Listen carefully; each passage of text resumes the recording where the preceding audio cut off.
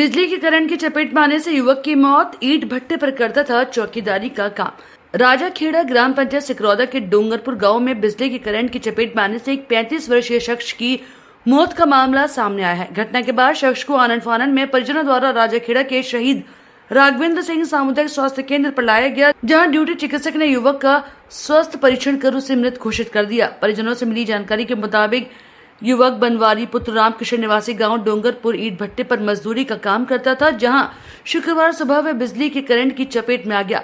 फिलहाल मृतक युवक के शव को राजाखेड़ा के सरकारी अस्पताल की मोर्चरी में रखवाया गया है, जब परिजनों की मौजूदगी में शव का पोस्टमार्टम कराकर मृतक के शव को परिजनों को सौंप दिया गया। परिजनों की दी गई तहरीर पर मामला दर्ज कर पुलिस द्वारा जांच शुरू कर दी गई है। राजाखेड़ा से बुद्ध सिंह उदयनिया की रिपोर्ट।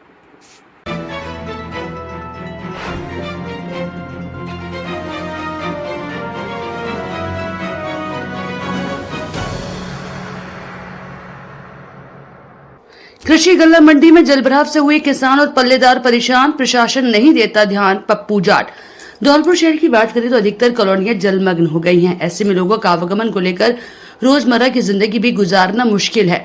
हम बात कर रहे हैं कॉलोनी से हटकर शहर की सबसे प्रसिद्ध और जिले की सबसे बड़ी कृषि मंडी की, जहां गल्ला मंडी में चारों ओर पानी ही पानी नजर आ रहा है। ऐसे में ज्यादा जलभराव होने से किसान और पल्लेदार दोनों परेशान है और उनकी रोजमर्रा की जिंदगी में दिक्कत आ रही है, तो वही रोजी रोटी पर भी खासा असर देखने को मिल रहा है। प्रशासन नहीं देता कोई ध्यान। पप्पू जाट। धौलपुर जिले के सबसे बड़े उद्योगपतियों में गिने जाने वाले समाज सेवी पप्पू जाट ने बताया कि उनकी दुकान भी एक गल्ला मंडी के रूप में वहां स्थित है, लेकिन ज्यादा जलभराव होने से किसान और पल्लेदार परेशान है। किसान अपना सामान लेकर वहां पहुंचते हैं तो पल्लेदार उसे उतारने को मना कर देते हैं। ऐसे में किसान और पल्लेदार दोनों ही परेशान है। समाज सेवी पप्पू जाट ने बताया कि पल्लेदार रोज खाता रोज कमाता है। ऐसे में जलभराव के कारण पल्लेदारी पर असर भी बहुत पड़ रहा है। भूखे मरने की स्थिति में आ गए हैं, तो वही जलभराव से व्यापारी वर्ग और किसान और पल्लेदार सभी को मौसमी बीमारी लगने का डर है। पानी में ही बनी नर्सरी से कीड़े मकोड़े सांप पानी की आशंका हमेशा बनी रहती है। समाज सेवी पप्पू जाट ने प्रशासन नगर परिषद से निवेदन किया कि जल्द से जल्द समस्या का समाधान किया जाए, नहीं तो समस्त गल्ला मंडी के व्यापारी किसान और पल्लेदार धरने पर बैठ जाएंगे। जब तक नहीं उठेंगे तब तक पानी निकालने का समाधान नहीं होगा। परेशानी हम पानी भर माल लेके आवते माल आए ना पाओ, तो फिर आप माल का क्या करोगे? लौटा के ले जाओ। पहले भी आए थे कभी?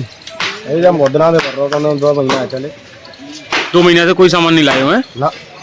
मैं ये कहना चाह रहा हूँ कि हमारी गल्ला मंडी में पानी चारों बगल से इतना भर दिया गया है कि जितने व्यापारी हैं, पल्लेदार हैं और आने वाले साधन हैं, वो पानी में ही निकल के आ रहे हैं और माल उतारने के लिए गल्ला मंडी में बड़ी परेशानी आ रही है। और हमने कई बार सेक्रेटरी साहब से बोला है। एक बार सेक्रेटरी साहब को लेके गए थे नर्सरी के उधर, तो वहाँ उनको भी ये कह दिया गया कि राजकाज में बाधा फैला रहे हैं और मंडी में पानी तो जाएगा ही। तो सेक्रेटरी साहब और हम सब आ गए। हम चाहते हैं, कलेक्टर साहब से भी निवेदन कर रहे हैं, एसडीएम साहब से भी निवेदन कर रहे हैं और नगर परिषद से भी हमारा निवेदन है कि हमारी मंडी की जो पानी से परेशानी आ रही है उसका निदान करने की कृपा करें, नहीं तो हमारे सभी मंडी के सभी व्यापारी भाई एक दिन पूरे तरह से धरना के लिए बैठ जाएंगे और जब ही उठेंगे तब हमारा समाधान हो जाएगा। तब इस पानी को लेकर के किसान आ रहे हैं अपना सामान लेकर या फिर लौट रहे हैं? इस पानी को सामान तो लेकर आ रहे हैं, लेकिन पानी और ना उतारने की वजह से मंडी से वापस चले जा रहे हैं।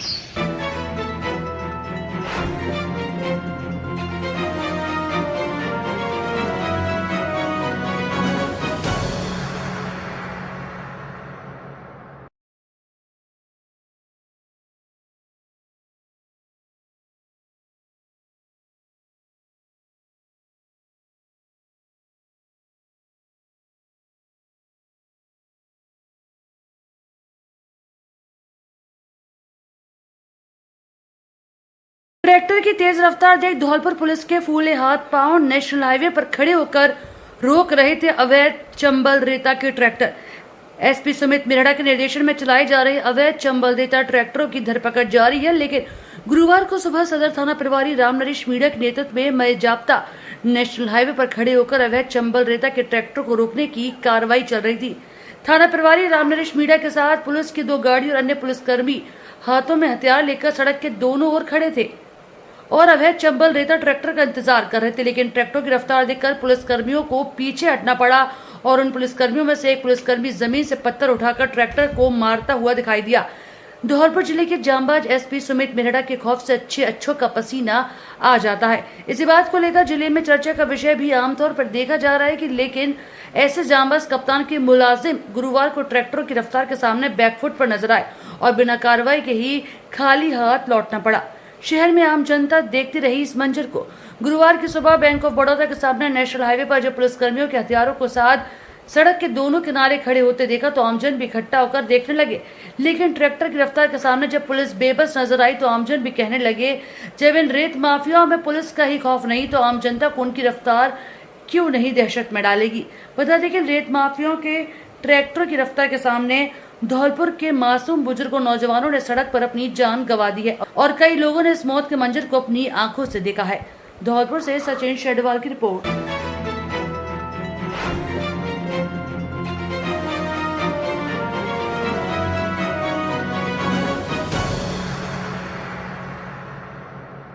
राजाखेड़ा क्षेत्र की ग्राम पंचायत मरैना में मनाया 7वां पोषण माह। उत्कृष्ट कार्य करने वाली आंगनबाड़ी कार्मिक महिलाओं को किया सम्मान। राजाखेड़ा के मरैना में जिला कलेक्टर धौलपुर के निर्देशन में महिला एवं बाल विकास विभाग द्वारा 7वां पोषण माह मनाया गया। इस मौके पर आंगनबाड़ी केंद्र मरैना पर पोषण मेले का आयोजन किया। मुख्य अतिथि भाजपा नेत्री नीरजा शर्मा, विशिष्ट अतिथि रामवती देवी, पूर्व जिला प्रमुख ने सरस्वती माता के छायाचित्र के समक्ष पुष्प अर्पित कर दीप प्रज्वलित कर इस कार्यक्रम की शुरुआत की। कार्यक्रम में आंगनबाड़ी कार्यकर्ताओं द्वारा बनाए गए विभिन्न पोषाहार व्यंजनों की प्रदर्शनी लगाई गई। 2 बच्चों का अन्नप्राशन और 2 बच्चों का प्रवेश उत्सव मनाया गया। पोषण माह के थीम एक पेड़ माँ के नाम के अनुसार वृक्षारोपण भी किया। CDPO राजाखेड़ा अवनीश कुमार ने पोषण माह और विभाग की विभिन्न योजनाओं के बारे में जानकारी प्रदान की। प्रधानमंत्री मातृवंदना योजना में उत्कृष्ट कार्य करने वाले आंगनबाड़ी कार्मिक राजाखेड़ा से अनीता राठौर, बसई, घियाराम, सन्नो देवी, मधुपुरा सुमन अत्रौली, मुन्नी देवी, भगपुरा से रजनी, कुसेड़ा से कांति देवी, बाबरपुर से मंजू जैन को सम्मानित किया। कार्यक्रम में महिला पर्यवेक्षक माया देवी, आंगनबाड़ी कार्यकर्ता और अन्य गणमान्य लोग भी मौजूद रहे। कार्यक्रम में मंच संचालन मांगीलाल आर्य, सहायक लेखा अधिकारी महिला एवं बाल विकास विभाग धौलपुर द्वारा किया गया।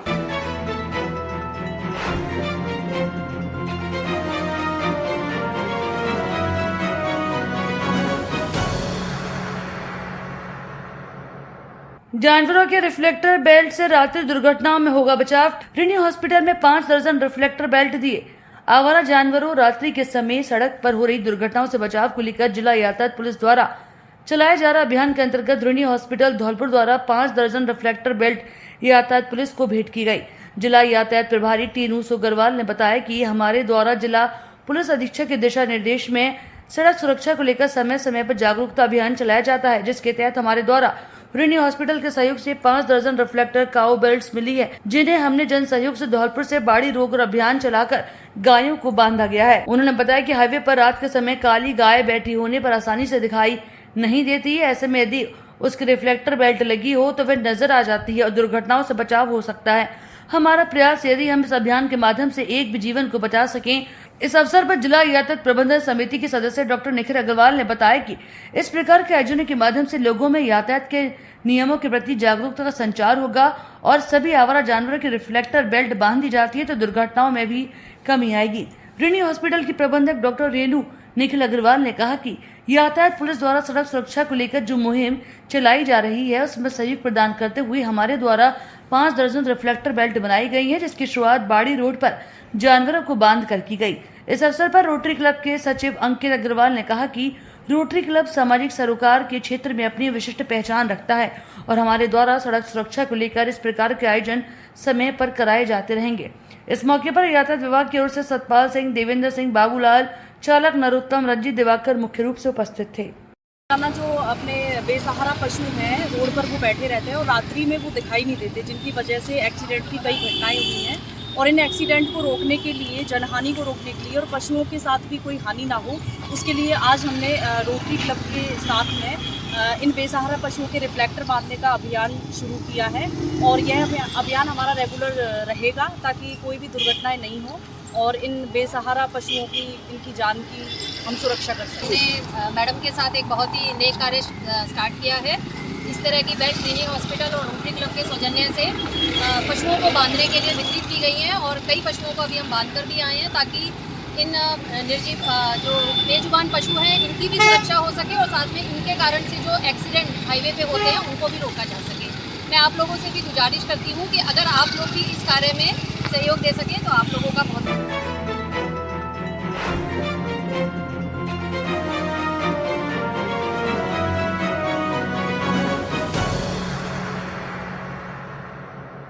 उत्तर प्रदेश के आगरा जिले में 9 वर्षीय छात्र कृतार्थ की हत्या का पुलिस ने सनसनीखेज खुलासा किया कि तंत्र मंत्र और काले जादू को लेकर छात्र की हत्या की गई थी। स्कूल प्रबंधक का पिता तांत्रिक है। प्रबंधक के पिता का मानना था कि तंत्र मंत्र और किसी बच्चे की बलि देने से उसके स्कूल की तरक्की होगी, इसलिए उसने कक्षा 2 के छात्र की हत्या कर बलि दे दी। इसके बाद प्रबंधक अपनी कार में छात्र के शव को लेकर उसे ठिकाने लगाने जा रहा था। परिजनों की ओर से की गई शिकायत पर पुलिस ने उसे पकड़ लिया। उसकी कार से छात्र के शव को बरामद कर लिया। पुलिस ने छात्र की हत्या का खुलासा करते हुए प्रबंधक और उसके पिता सहित 5 लोगों को गिरफ्तार किया है। छात्र के परिजनों ने हत्याकांड के खुलासे की मांग को लेकर एसपी कार्यालय का घेराव किया। परिजनों ने एसपी हाथरस से छात्र की हत्या की घटना का जल्द से जल्द खुलासा करने की मांग की थी। इस दौरान काफी संख्या में महिलाएं भी मौजूद रहीं, तो वहीं पुलिस अधिकारियों ने एसपी कार्यालय के घेराव के कुछ घंटे बाद ही घटना का खुलासा किया। दरअसल सहपऊ क्षेत्र के गांव रसगवा के डीएल पब्लिक स्कूल आवासीय विद्यालय में कक्षा 2 के 11 वर्षीय छात्र कृतार्थ पुत्र श्री कृष्ण निवासी चुरसेन थाना चंदपा हॉस्टल में रहकर पढ़ता था। सोमवार सुबह उसके परिवार के लोगों को स्कूल के प्रबंधन दिनेश बघेल ने सूचना दी कि छात्र कृतार्थ की तबीयत खराब है। पुलिस के अनुसार स्कूल प्रबंधक दिनेश बघेल का पिता यशोधन तंत्र मंत्र और काला जादू जानता है। स्कूल प्रबंधक दिनेश बघेल और उसके पिता जशोधन का मानना था कि इस तरह के तंत्र मंत्र करने और बलि देने से उसका काम धंधा अच्छा चलने लगेगा। पुलिस ने इस मामले में कार्रवाई करते हुए राम प्रकाश पुत्र लीला सिंह निवासी गौतम नगर सादाबाद, दिनेश बघेल पुत्र यशोदा निवासी रसगवा थाना सहपऊ, जशोधन उर्फ भगत पुत्र डोरीलाल निवासी रसगांव सहपऊ, लक्ष्मण सिंह पुत्र राधेलाल निवासी थाना बलदेव जिला मथुरा, वीरपाल पुत्र रघुवीर निवासी गांव बंका मुरसान को अरेस्ट कर लिया है। दिनांक 23 सितंबर को थाना सहपऊ के ग्राम रसगवा स्थित डीएल पब्लिक स्कूल के छात्रावास में एक बालक की दुखद हत्या कारित कर दी गई थी। इस संबंध में वादी की तहरीर पर सुसंगत धाराओं में अभियोग पंजीकृत किया गया था। थाना सहपऊ पुलिस द्वारा घटना का सफल अनावरण करते हुए प्रबंधक सहित 5 अभियुक्तों की गिरफ्तारी की गई है और उन्हें न्यायिक अभिरक्षा में भेजा गया है। इस संबंध में पुलिस द्वारा समस्त पहलुओं की जांच करते हुए अग्रेतर विधिपूर्वक कार्रवाई की जाएगी। विवेचना अभी प्रचलित है। मेरे बच्चे का साथ नार घेट के मतलब इसकी फांसी दी गई थी पूरी। जैसे वो बच्चा मरा का वो स्वयं मेरी बच्चे की दिशा थी। पुलिस थाने में आपने एफआईआर पुलिस थाने पर धमका दे हम मतलब मई की मई जब्त कर दे। ये घटना कितने दिन पहले की है? 6 तारीख की है। 6 तारीख की घटना है। हाँ, तब भी ये घटना हुई। ये स्वयं भगत जी है का बताते हैं कि पहले करते 2-2.5 साल बिनो करे मैंने बंद कर दिए। मैंने कि तुम चूतिया बना रहे हो अपने टूल पे करते। फिर वो सही बात बताएं तुम टूल पे करते बाई बात हमारे और फोन आयो हमारा बच्चा 2 घंटा गैर होश रहो मुँह पूत सब ले करो बिल्कुल भी हालत आगी रही। आंखन में खून जल गया वहाँ बच्चा को लाल चेहरा पर को सगरो जैसे कि मज्जा तक जैसे। आप एफआईआर कराएंगे इनके? एफआईआर क्यों ना कराएंगे बाद ना गए हमारी सुनवाई करी ना। कहाँ पे गए थे आप? सहपऊ थाने में हम दोनों जने गए। दोनों जिनके बच्चा मैं भी गया था। तो मतलब जो इंस्पेक्टर रहेगा उसने कही हम पे इतने बड़े हथियार हैं कि एक कोने में चुपचाप ठाड़ा हो जा, कोई एफआईआर नहीं हुई।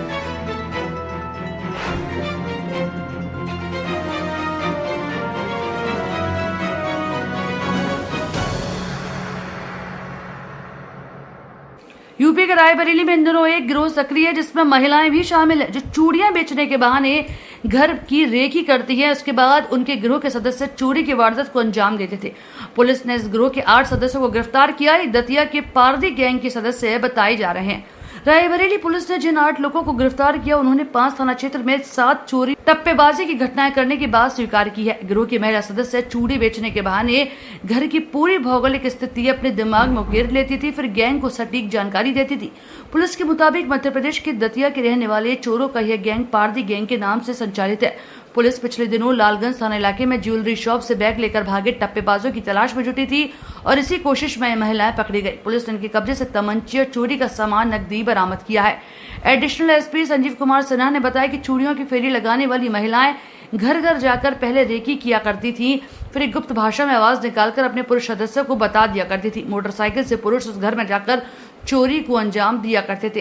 हाल ही में लालगंज के में गैंग के 3 लोग नोटों से भरा बैग लेकर भागे थे। एसओजी और लालगंज पुलिस ने तीनों को पकड़ा तो उनकी सहायता से पूछताछ में गिरोह के अन्य सदस्यों को भी गिरफ्तार किया। इन्होंने लालगंज, सरेनी, गदागंज, बछरवा और सलून थाना क्षेत्र में चोरियों को अंजाम दिया था। गिरोह के सदस्य मध्य प्रदेश के जनपद कटनी और दतिया के रहने वाले हैं, जो दूसरे प्रदेश के जिलों में जाकर अपराध को अंजाम देते थे, फिर वापस अपने प्रदेश चले जाते थे। अन्य शहरों में इनके आपराधिक रिकॉर्ड तलाशे जा रहे हैं, जिसमें महिला सदस्य भी शामिल थी, जो चोरी के माल को विशेष प्रकार के वस्त्र के अंदर छुपा के रखती थी, जिनकी तलाश की जा रही है। पकड़े गए 8 लोगों में अभिषेक मोगिया, राजीव मोगिया, कोहिनूर मोगिया, गुल्लू, नीतीश, सुजीत, जीतू व इंकू मोगिया भी शामिल है। ये सभी जनपद दतिया मध्य प्रदेश के रहने वाले हैं। रायबरेली पुलिस के एसओजी टीम एवं लालगंज पुलिस के संयुक्त अभियान से एक अंतर जनपदीय संगठित गिरोह का खुलासा हुआ है। ये संगठित गिरोह मूल रूप से दतिया मध्य प्रदेश के रहने वाले हैं और यहाँ आकर विभिन्न जनपदों में चोरी एवं टप्पेबाजी की घटना को अंजाम देते थे। अभी हम लोगों ने इनके 8 सदस्यों को पकड़ा है और लगभग 7 थाने की चोरियां का खुलासा किया है। इनके पास से 31,000 रुपये नकद और 3,25,000 के लगभग ज्वेलरी हमें बरामद हुई है और लालगंज और एसओजी की टीम को एक इस खुलासे के लिए जो उन्हें नगद पुरस्कार भी दिया जाएगा। इनके पास से 2 तमंचे और 3 मोटरसाइकिल भी बरामद हुई है। इनके काम करने का तरीका ये है कि इनकी महिलाएं दिन में जाके घरों में चूरी या फेरी का सामान बेचने के नाम पर रेकी करती थी और वैसे घर को चिन्हित करती थी जहां घर में घुस करके चोरी करना आसान हो और अपने पुरुष सदस्यों को उस घर को कोड भाषा में चिन्हित करके बता देती थी और पुरुष सदस्य मोटरसाइकिल से विभिन्न क्षेत्रों में फैल करके वहां चोरी की घटना को अंजाम देते थे। पारदी गिरोह।